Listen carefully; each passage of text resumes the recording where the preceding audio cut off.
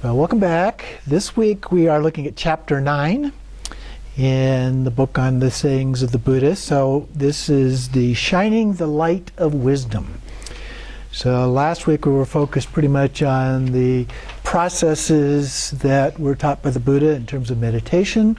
And so this one moves on from a more of a shamatha type of an approach, although in the path of Theravada or the path of individual liberation, what we look at in the Vajrayana path as shamatha is a little bit different than the way that they look at it. They use more of a blending of the two, of shamatha and vipassana together, whereas we tend to separate those out more clearly. And so in this case, it is more focused on the wisdom aspect of vipassana. And so in the introduction, some of the notes here, and this is a long chapter, so I've selected to skip over a few pieces here and there so that we can condense it down within our time frame here. So in the first paragraph there, it says, the text cited in the last chapter treated meditation as a discipline of mental training aimed at a twofold task: stilling the mind and generating insight. So the shamatha and the vipassana. The still mind, calm and collected, is the foundation for insight. The still mind observes phenomena as they arise and pass away. And from sustained observation and probing exploration arises the higher wisdom of insight into phenomena. So as we usually look at it, the insight is more a form of contemplation, or some refer to it as an active meditation. So we're actually analyzing and thinking about things and so forth, unlike in shamatha-related practices. Typically we're just focused on the calm abiding, calming the mind, single-pointed focus, those kinds of things. As wisdom gathers momentum, then, it penetrates more and more deeply into the nature of things, culminating in the full and comprehensive understanding called enlightenment, or sambodhi. So the Pali word for wisdom is panya. I assume that's how that's pronounced. I'm not exactly sure here. And the Sanskrit is prajna. In Tibetan it would be yeshe. So those are the three words that we're talking about here. And so it's something that's deeply embedded in the teachings of very early Buddhism. It's very common among all the different forms of Buddhism, although the way it is articulated is a little bit different. In the Nikayas, they take the panya not only as a point of doctrine, but as a rich theme for imagery. So in the first two texts, 1 and 2, sub 1, sub 2, talk about light and knife as the metaphors here. It is the supreme light because it illuminates the true nature of things and also dispels the darkness of ignorance. That line almost comes verbatim out of the practice of Manjushri. You may be familiar with that. So as a knife, it is because it cuts through the mess of defilements and therefore opens the way to liberation. And then the root of the word itself, na, or jna, means to know, and the prefix pa, or pra, gives it a more dynamic nuance, if you will. And so panya, thank you, and prajna refers to a knowing or an understanding of these things. But there's an action element to it, so it's like the act of knowing. It's not just knowing itself, but the process of coming to that understanding, or the act of understanding, the act of discerning, and so forth. In Pali, the verb prajnati, one understands, conveys this more effectively, he says, than the noun pranya. So that might be helpful. What is meant, however, is a type of understanding that is superior to other forms of wisdom, such as he uses the example of economics or understanding a legal argument or something like that. So the kind of wisdom that we often talk about in an academic sense is not what we're talking about here. It's a more transcendent understanding of that. And this then illuminates the nature of things and culminates in the mind's purification and liberation. So, according to contemporary Buddhist literature, there are two ideas that are represented here. The first one is that Panya is exclusively non-conceptual and non-discursive. It defies logical thought. And that's something that in our practice we see all the time.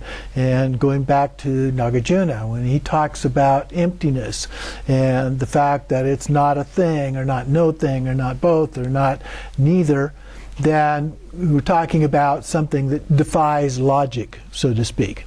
The second form is that it arises spontaneously through pure intuition. I'm not sure I would characterize it as intuition per se, but get the idea here that it's something that's a direct experience of something, not a logical examination or a scholarly examination of something. And sometimes this is said to just appear as a flash, like a flash of lightning. It can't be approached by any type of conceptual activity, only when the rational, discriminative, conceptual activity of the mind has been stultified. He goes on then to say, in the popular understanding, prajna defines rationality and easily slides off into crazy wisdom. And that's a word that we've heard before because it's a common word in particularly Dzogchen. An incomprehensible, mind-boggling way of relating to the world that dances at the thin edge between super-rationality and madness. Woohoo! Yeah.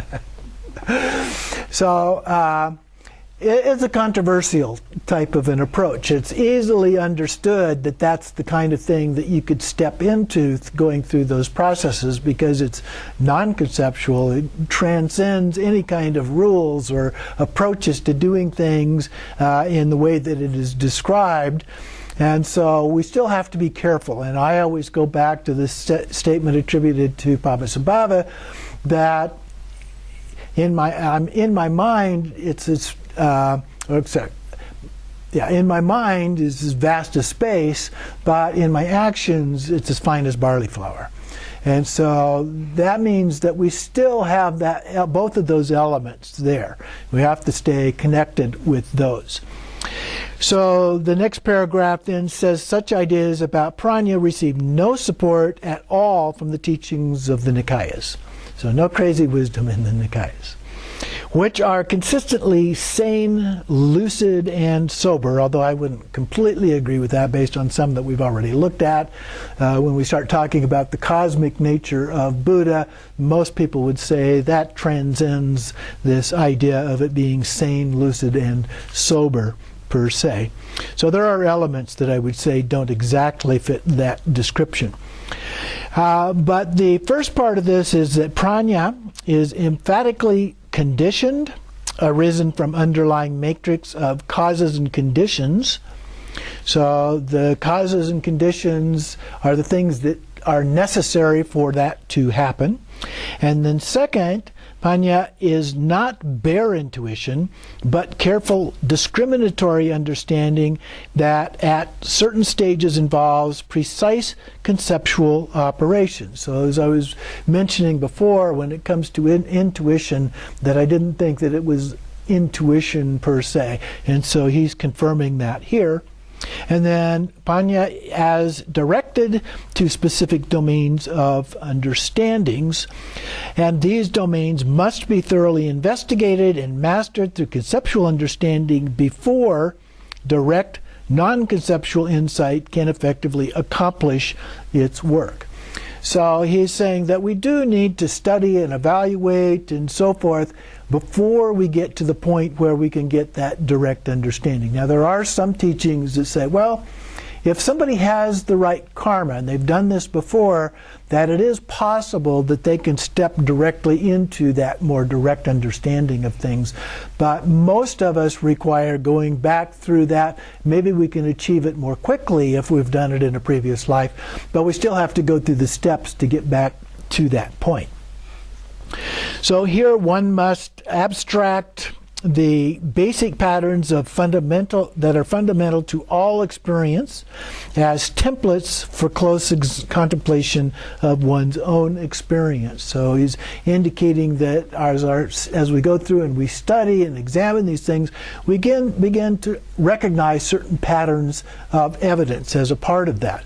And in Western research on intelligence and on genius and so forth, we find the same kind of thing.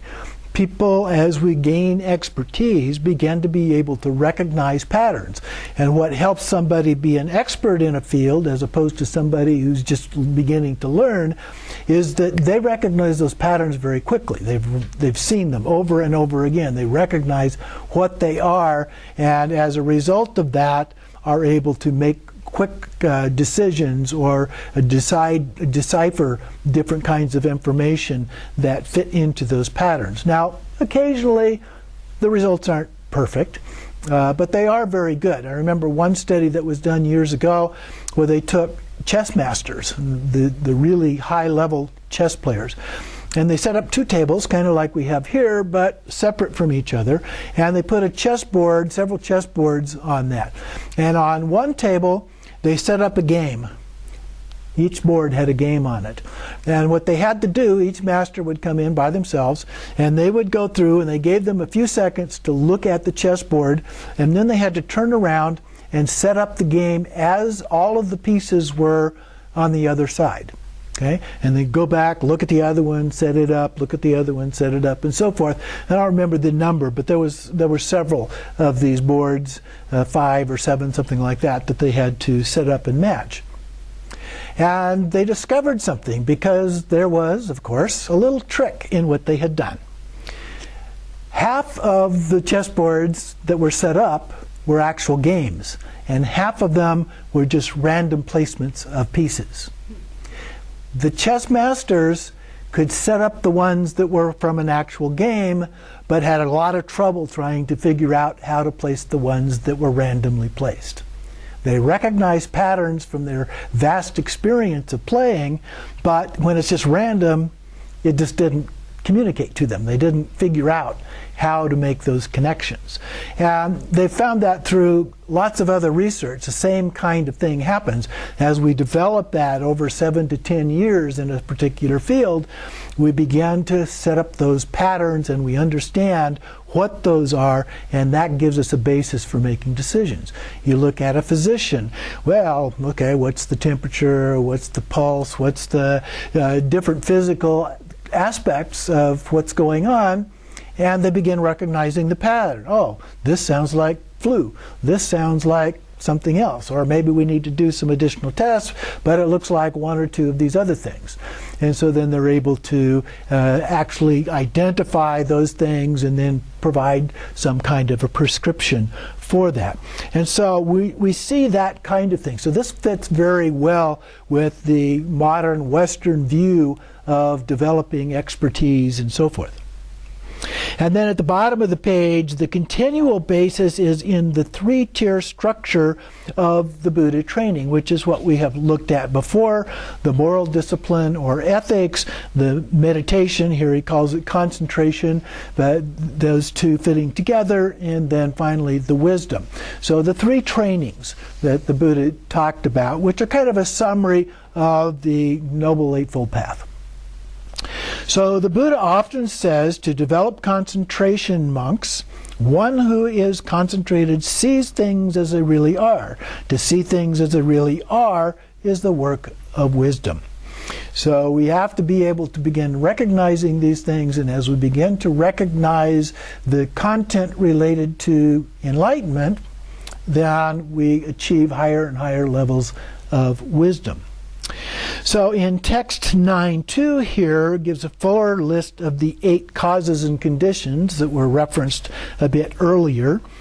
Of particular interest is the 5th condition, which emphasizes the study of Dharma and also a sequential program of education. So there are things that have been recognized as being more beneficial than others. And so one of the values of having somebody like the Buddha recognize these things is that you can speed up the process for us a little bit. You know, it often takes quite a while to achieve enlightenment. Some of us are not going to do it in this lifetime, and it may have to be the next one or even longer, potentially. But if we have these as tools and guidelines, then that can help speed up the process. So the first one is that one learns much of those teachings that are good in the beginning, good in the middle, good at the end. So things that we know tend to work. Then one memorizes them. This is particularly monks and nuns. This was the process that was used. They received the teachings and then they would memorize them. And then they recite them aloud. And this was the next step. So once they had memorized them, then they would chant them as a group. Now in the West we tend not to memorize things as often, but we may use a text and read from the text to do that type of recitation. And then they investigate them with the mind. So here's the more analytical, concentrated meditation on the nature of those things.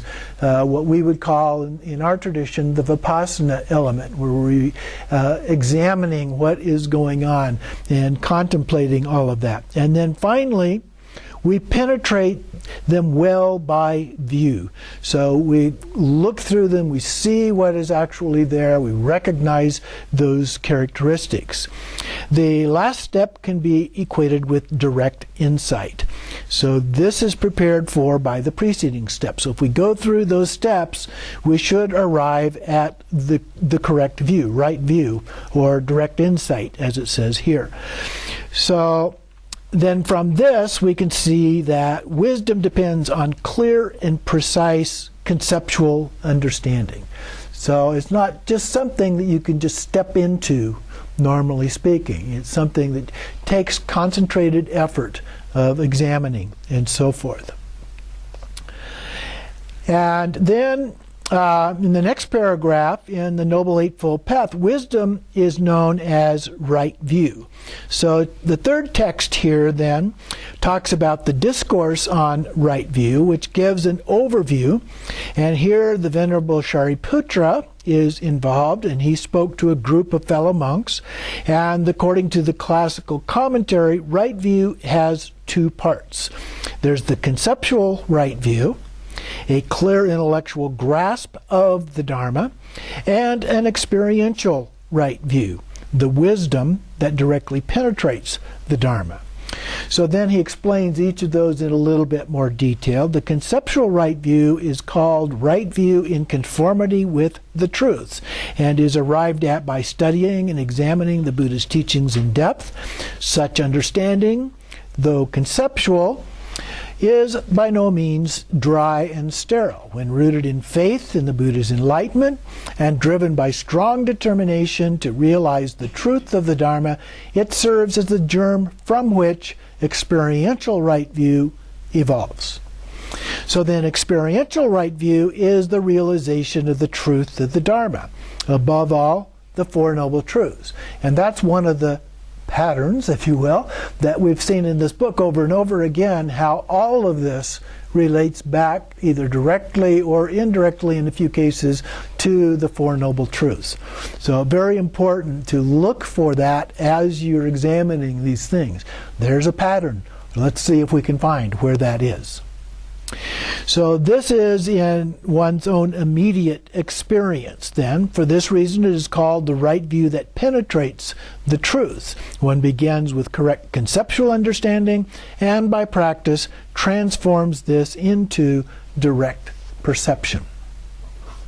In the next paragraph then, the discourse on right view is intended to elucidate the principles that should be comprehended by conceptual right view and then penetrated by experiential right view. And then if we go down about to the middle of that paragraph, This is the pattern that underlies the Four Noble Truths. I call it the Four Truth pattern. This is Bhikkhu Bodhi talking. And this pattern recurs throughout the Nikayas, through which phenomena are viewed to arrive at true wisdom. So he's suggesting basically the same thing that I was, to always look for that pattern as you're looking at other kinds of texts. Where is that? Where is that identifiable? The key then, a couple more lines down, the key to liberation lies in understanding the causes that sustain this web and bring them to an end within oneself. This is done by practicing the Noble Eightfold Path. That's another pattern that we see in the Nikayas. Now, oftentimes the actual practices are articulated differently in Vajrayana, for example, but the elements are all there. Sometimes they're in the more condensed version of the three trainings of the mind, but they're all there. Okay, and again, that's something that you can look for as you go through this. Now, I'm going to skip ahead here to page 312 because he's going through a lot of detail on some of those things. We'll touch on some of that as we go through the texts, but he's giving such a deep level of detail here that it kind of subsumes what is in the other part of the text, so we don't need to go through both at that level of detail. But at the bottom of page 312 is number 44 or 944 here in the last paragraph. Dependent origination. This is something that in Vajrayana we don't talk about as much, but it is something that is important, and so I wanted to touch on it just a little bit more here. This is so central to the Buddha's teachings. It is said, one who sees dependent origination sees the Dharma, and one who sees the Dharma sees dependent origination. If we go to the next page in the second paragraph, it says the Nikayas themselves do not give any systematic explanation of dependent origination, although we do have them in other sources in the Mahayana, which then get carried forward into Vajrayana. So Nagarjuna, for example, in his texts on the Middle Way, deal directly with this, not necessarily at all this level of detail, but certainly dealing with the idea of dependent origination in quite a bit of detail. So here the list, a few lines down, the numbered items here, starts with ignorance, which leads to volitional formations, which lead to consciousness, which leads to name and form, and then that leads to the 6 sense bases, which leads to contact being the contact between subject-object and an action of some kind. And then feelings, and then craving, and then clinging, so wanting and then wanting to keep, and then a new existence, and then birth, and then finally aging and death. So those are the 12 links that are put together, and so there's fairly detailed description, both in the commentary here as well as in the text, going through and explaining those things in much more detail. But for here, we're going to skip ahead to page 317. And it starts, this is the goal of wisdom, 9.5 at the bottom of page 317. But the actual part I want to talk about is on the next page, 318. So there are several texts related to this. The first one is 951, which deals with the destruction of lust, hatred, and delusion. So these are basically 3 poisons. These are things that get in the way and create a great deal of our delusion and attachment that we have to samsara. The next one is 952, and a few lines down here it talks about nirvana, gives a definition of nirvana as a state of supreme happiness, peace, and freedom that we experience in the present life. So this is not something that we have to wait until we die or the next lifetime. We can actually experience this now. Now, the texts, as we saw previously, do differentiate between nirvana, which applies to this lifetime for the most part, and paranirvana at the time of death, the ultimate nirvana, where you're no longer reincarnated into a body of some kind. The next paragraph then continues on with two other ones, 3 and 4, which suggest nirvana is not simply a destruction of defilements and an exalted feeling of psychological well-being, but it's almost as if it were a transcendent state, which is, in the Vajrayana, we tend to talk about it in that way. And we see the same thing in Mahayana, tends to put that kind of an emphasis on it. So again, you can see here that these elements, as taught in those other two lineages, are actually present here in the Pali Canon. And so what we're seeing are that these lineages are picking and choosing more than anything else which things that they want to emphasize. Then he goes on in a little bit more detail on 5.3. It refers to nirvana as a base beyond the world of common experience. And then a state completely quiescent or peaceful, without arising, perishing, or change. And then the fourth one calls it the state that is unborn, unmade, unbecome, and unconditioned. So it is beyond a conceptual understanding, more the direct experience element. Next paragraph, how are we then to correlate these two perspectives? Two different ideas. There are, I would say, some overlap just from the way that they're articulated there. But how do we look at that? So in the Nikaya, one treats it as an experiential state of inward purity and sublime bliss, and the other as an unconditioned state transcending the empirical world. And 3 or 4 lines down from that, it says, the way that seems most faithful to both is to regard nirvana as a state of freedom and happiness attained by realizing, with profound wisdom, the unconditioned and transcendent element, the state that is intrinsically tranquil and forever beyond suffering. So that's a good summary right there, and bringing together a couple of somewhat different ideas of nirvana. So that's a good one to mark in your book and keep in mind as you do your practice and so forth. Moving on to the next page, continues to talk a little bit more about nirvana. And in the 5th text in the set, 955 here, he talks about nirvana in two different categories than what we just described, but nirvana with residue and nirvana without residue. And so the residue here are the destruction of lust, hatred, and delusion attained by an arhat while still alive. The residue that's addressed here is the composite of the 5 aggregates brought into being by the ignorance and craving that must continue until the end of the lifespan.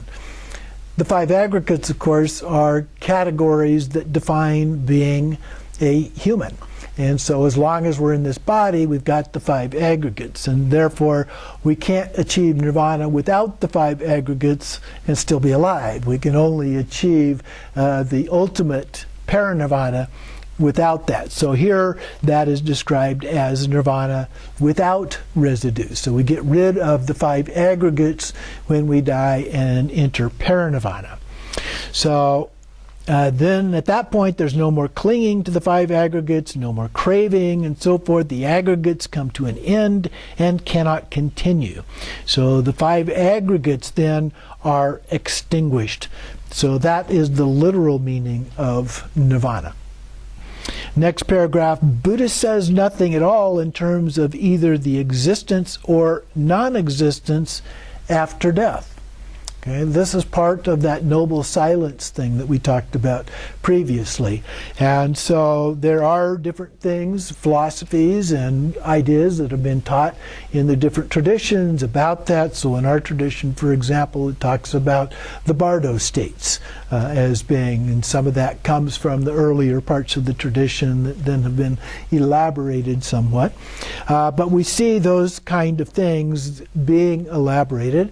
My suspicion is that that was elaborated upon in India through the competition with the evolution and development of Hinduism out of the Veda tradition, which became increasingly strong, particularly after the beginning of the first millennium. And so we see that, and then we also begin to see eventually a decline in the Buddhist tradition in India as well. And so the idea that there is something after life can be appealing to people, or after death can be appealing to people. And I suspect that that may have been one of the factors, contributing factors to the success of Hinduism at that point and the gradual decline of Buddhism in India. There were other factors too, like the Muslim invasions where they destroyed a lot of the temples and so forth, which made it more difficult for it to continue. And there were also declining levels of support from the wealthy and the people in power, the various kingdoms and all of those kinds of things. So a lot of different reasons.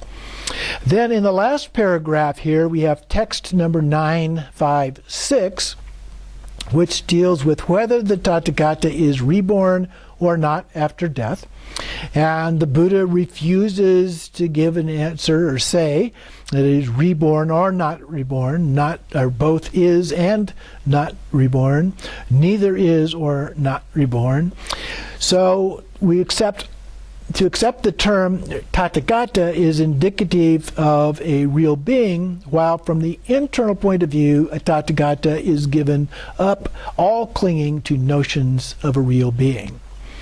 So the simile here is an extinguished fire. So a fire that has been extinguished cannot be said to have gone anywhere, but must have simply had to have gone out.